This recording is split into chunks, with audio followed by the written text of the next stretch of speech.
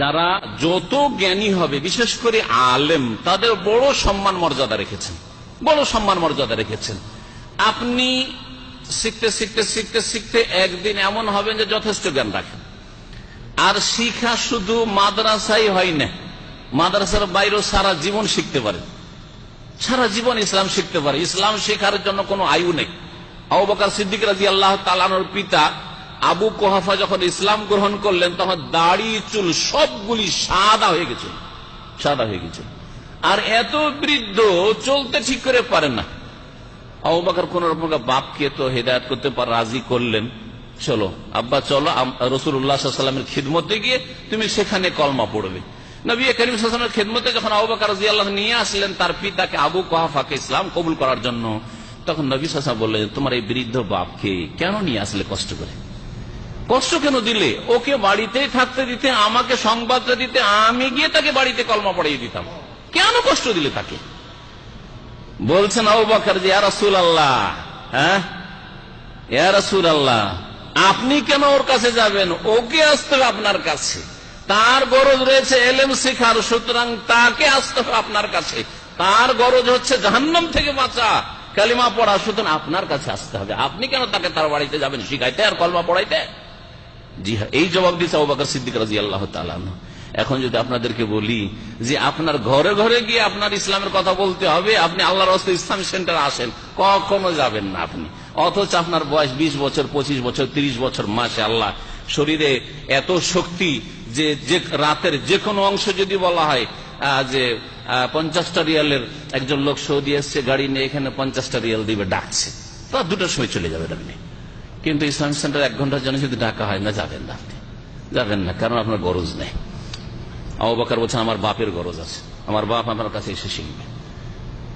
সাদা হয়ে গেছে সবকিছু। নবী করিম সাল্লাল্লাহু আলাইহি ওয়াসাল্লাম কালেমা পরে বললেন, তোমার আব্বার সবকিছু চুল দাড়ি সব সাদা হয়ে গেছে, এই সাদা রাখিও না, গাইয়ুরু শেব, যাও মেহেন্দি দিয়ে একটু লাল করে দাও, মেহেন্দি দিয়ে কালো করবেন না, আবার সাবালক হওয়ার জন্য। আবার আজকালকার আমাদের মুসলিমরা সাবালক হওয়ার জন্য সাদা দাড়িকে কি করছে, কালো করছে, আর কালো করে স্ত্রীকেও ধোকা দিচ্ছে, স্ত্রীকেও ধোকা দিচ্ছে। আর বিয়ে যদি না করে থাকে তো যাকে বিয়ে করবে তাকে ধোকা দিচ্ছে।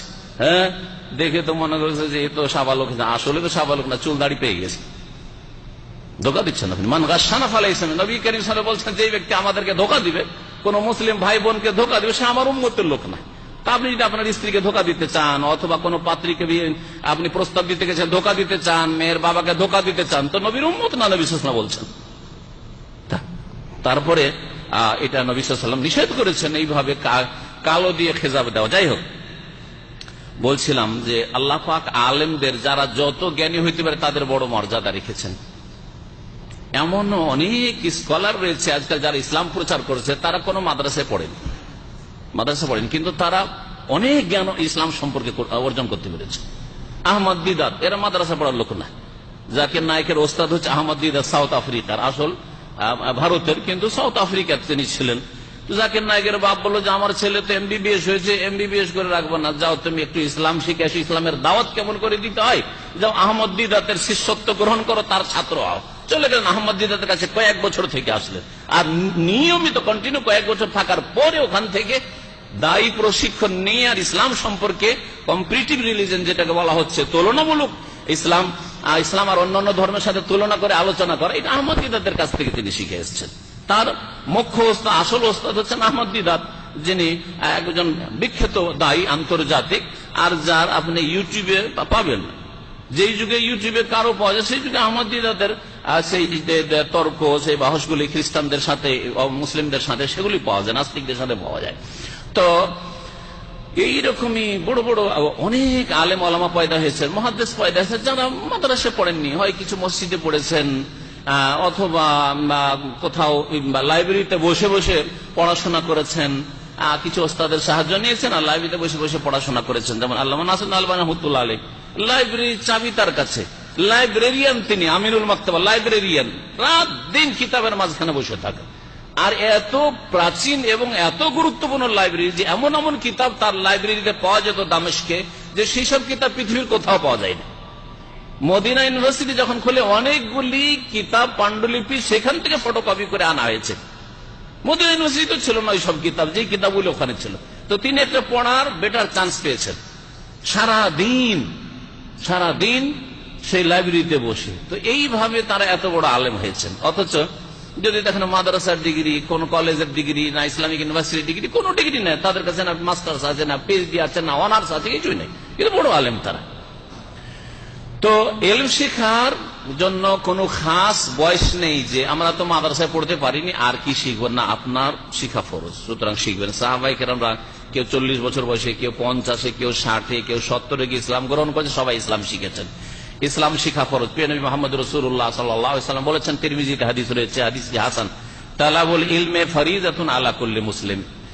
ইসলাম সম্পর্কে জ্ঞান অর্জন করা, ওহীর জ্ঞান অর্জন করা, কিভাবে আল্লাহর ইবাদত বন্দি করে, বড় আলেম হওয়া নাই। আবার আপনাদেরকে সবাইকে বলছে না যে বড় বড় আলেম হইতে হবে, হুজুর হইতে হবে, ফতোয়া দিতে, অত যোগ্য হওয়া সম্ভব না, আর অত বড় হইতেও পারবেন না, আর হওয়ার চেষ্টা হয়তো করতে পারবেন না। জড়িয়ে গেছেন সংসারের সাথে, দুনিয়ার সাথে। কতটা শিখতে হবে? এতটা শিখতে হবে যাতে সহি শুদ্ধ ভাবে আল্লাহর দিনটা আপনার জীবনে পালন করতে পারেন, সহি শুদ্ধ নামাজ পড়তে পারেন, সহি রোজা রাখতে পারেন, সহি শুদ্ধ হজটা করতে পারেন, জাকাত দেওয়ার সময় জাকাতের মাসলাগুলো ঠিক করে জানে জাকাতটা ঠিক করে দিতে পারেন। এইভাবে আপনি একটা ব্যবসা যখন করতে যাচ্ছেন, এই ব্যবসাটা হালাল হবে কি হবে না, এতে আমার অংশ নেওয়া ঠিক হবে কি হবে না, ইত্যাদি ইত্যাদি আপনাকে জেনে নেওয়া ফরজ। তালাবুল ইলমে ফরিজাতুন, ফরজ আলা কুল্লি মুসলিম, প্রত্যেক মুসলিমের জন্য। এই নয় যে শুধু মাদ্রাসা পড়া ছাত্রদের জন্য ফরজ, সকলের জন্য শিক্ষা ফরজ। সুতরাং আপনাদের সকলের ওপর নামাজ ফরজ হওয়ার আগে এলেম শিক্ষা ফরজে আছে। নামাজ পড়ার আগে কি করবেন? নামাজ শিক্ষা ফরজ। নামাজ পড়ার আগে নামাজ শিক্ষা ফরজ। উজু করার আগে উজু শিক্ষা ফরজ। ভুল উজু করলে উজু হবে নাকি? হ্যাঁ, গোসল করার আগে ফরজ হয়েছে গোসল, গোসল করার আগে গোসল শিক্ষা ফরজ। এইভাবে প্রত্যেকটি মাসলা সম্পর্কে তালাবুল ইলমে ফরিজাতুন আলা কুল্লি মুসলিম। ইসলাম সম্পর্কে যদি ভালো জ্ঞান অর্জন করতে পারেন তো বড় ফজিলত। সূরা ফাতির আয়াত নম্বর 28 আল্লাহ পাক ইরশাদ করছেন, ইন্নামা